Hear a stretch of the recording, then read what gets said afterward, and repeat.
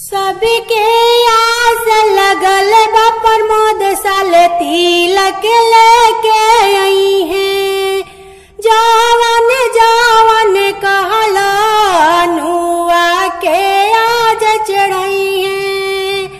सबके आस लगल बा प्रमोद सर्व तिलक लेके आई है।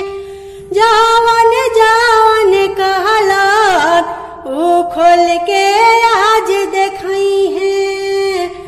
सबके आस पुरई है। इंग्लिश में गारी सुनी है सारी रातिया हो सरवा।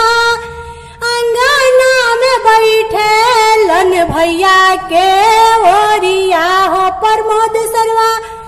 अंगना में बैठे लन भैया के ओरिया। अंगना में अइलन सरवा दीदी साथे ले अइलन। अंगना में अइलन सरवा पूजा दीदी अपन ले अइलन। बुची दीदी अपन ले अइलन। पूजा के नचाइन प्रमोद सारी रातिया हो सरवा। अंगना में बैठे लन भैया के ओरिया हो प्रमोद साले।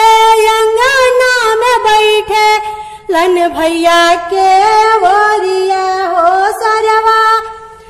पूजा के नचावे लन सारी रतिया हो सरवा।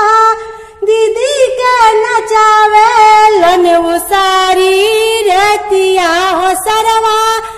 पूजा बुची के नचावे लन सारी रतिया।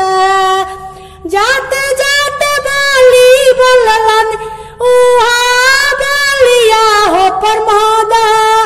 अंगना में पूजा